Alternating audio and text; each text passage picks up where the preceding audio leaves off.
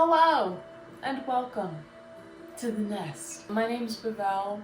I am front person, bassist, songwriter, contributor to MOONLARK. Oh shit, MOONLARK. I made technically 3 limited edition posters this year. There is a 4th poster included in this set that I won't disclose now, but you'll get to see if you watch the rest of the video. Shit.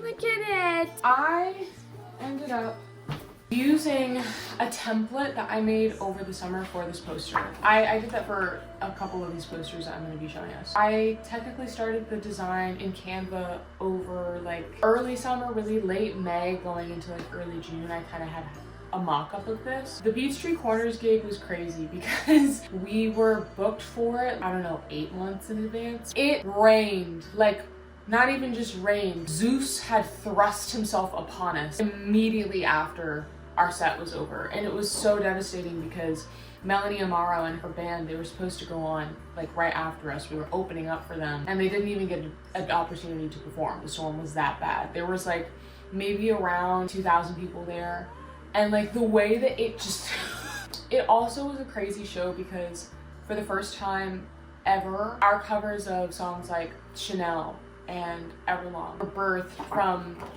this performance. We essentially met up at Sandy's house like, I don't know, twice. And when I did Dust in the Wind with him, we did not like decide really what we were gonna do. We kind of just met up, did it once. He had listened to the song maybe once.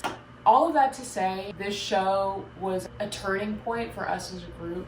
I kind of wanted it to feel almost like a prologue, like I'm stepping into something. I was also really inspired when I saw Krungbin. So much of their visual relies on this idea of passageways. A lot of what I also wanted to do with these posters, I really wanted to land in people's head Moonbird. But that's when we get to this second poster, which is Eddie's. It's Eddie's attic. Yes! Yeah. Ba-bam! Okay, this poster was also remnants of a draft which in hindsight was really helpful because we were booked for the show less than 2 weeks advance. We had very little time to promote this. If you look at this poster, it says September 2nd. That's the day after Labor Day. Knowing that people had work in the morning and needed to give them something that was going to be worth their time. This poster, as you can see, is decked out with all kinds of cool shit. This moon here, yeah. There's some birds also flying within and around it. You'll see that it's within a window. That's because Eddie's attic is in an attic, and windows are a huge part of their visual identity. Interesting, because it's kind of like keeping up with this. There's continuity. But I really do feel like this Eddie's poster just came together beyond perfectly. And it's funny because we ended up selling like 90 plus tickets. We were so stressed that we weren't gonna sell enough tickets, but we made 20 posters and not all of them sold out.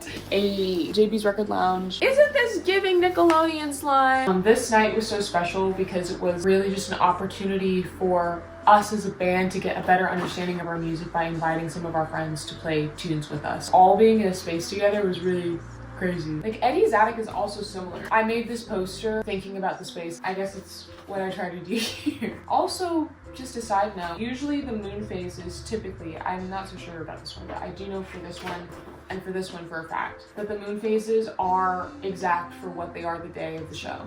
Just a side note, just something cute, just something to laugh at. I kind of wanted this poster to feel like a part B to the first poster. If you look at this first poster, you're kind of walking into the space, and the second poster almost feels like, okay, but where's the floor? These are kind of complementary as well. I mean, green and purple look great together. Come on. The Riddler, Incredible Hulk, I was gonna say Gumby, but I don't think. This last one is something that, first of all, this show was probably one of my favorites from the year just because of the crowd alone. You guys were so receptive. Immediately after our set, we were like swarmed by people who were like, this wasn't supposed to be printed out. I didn't really design it to be printed out. I just made this poster for Instagram just to get people's attention, because when I make designs, I obviously have to keep in mind, okay, what dimensions is this poster gonna be in? How big is this image gonna look? You know, is this actually gonna translate in a tangible physical medium, not just on a phone, which is, yeah. But people really liked it. So I took some photography that was actually done by one of my dear friends, Anna Wyman. She's been working with us for so long and she always knows like what presets and just what vibe. She's amazing. I used her photography and she edited this photo, and there's yellow for the first time making an appearance in our posters because we're kind of in the midst of a rollout for our song Homecoming Prelude. And the whole rollout for that song was just yellow, yellow, and more yellow. The reason I ended up printing this, I got an email from Hazel in New York. Hazel, if you're watching this, thank you. This video is honestly kind of happening because of you.